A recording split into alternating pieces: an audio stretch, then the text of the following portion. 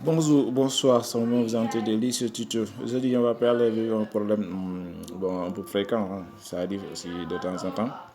Si vous utilisez donc l'identification à des facteurs, donc il peut y arriver un moment où vous n'arrivez plus à recevoir des SMS, cause vous avez perdu peut-être votre portable ou bien votre numéro de téléphone, et entre-temps vous l'avez perdu aussi, ou bien on l'a bloqué, ou bien même l'application même ne marche pas. Si vous utilisez donc l'application Google Applicator.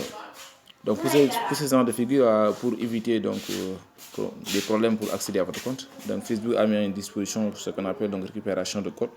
Donc pour cela, avant d'aller, donc le problème pour le résoudre, il faut le prévenir. Donc c'est ça ce qu'on peut faire. Donc avant d'arriver à ce genre de problème, donc ce qui était normal, dès qu'on active donc cette authentification à des vecteurs, ce qui s'ensuit, c'est de récupérer donc ce code. Donc on va aller sur code de récupération d'abord.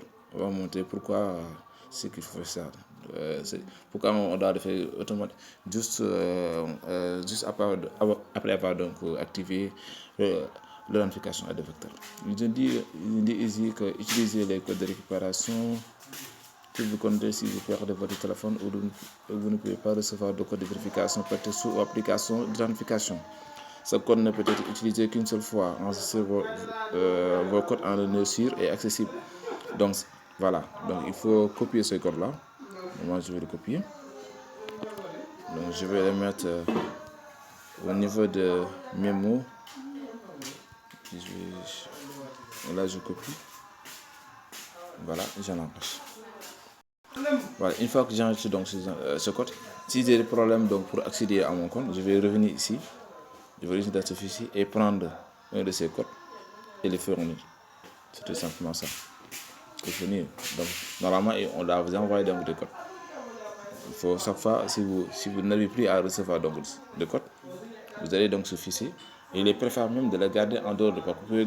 Vous pouvez perdre votre téléphone aussi. Il est préférable de le garder dans votre ordinateur, ou bien sur votre compte Gmail, ou bien sur un autre espace qui sera accessible aussi, qui ne dépend pas de votre portable.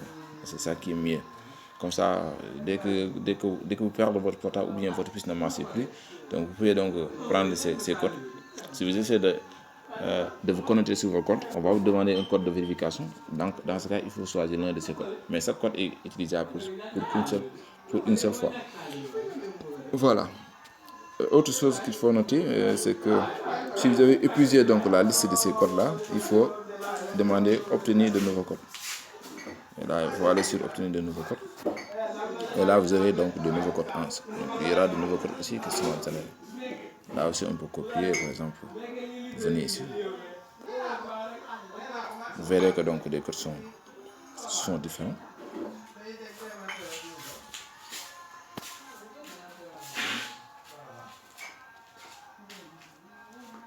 Bon, c'est préférable de prendre un autre fichier. Je vais les comparer côte à côte. Comme ça, vous remarquez que les codes sont différents. Voilà, vous voyez qu'ici on a 25, ici on a 0,1. Donc, tout à fait, donc les codes sont totalement différents. Voilà, donc c'est ça qu'il fallait savoir. Donc, une fois que vous avez activé donc votre authentification à deux facteurs, ce que vous devez faire en plus, c'est de récupérer ces codes, de les garder quelque part qui sera accessible.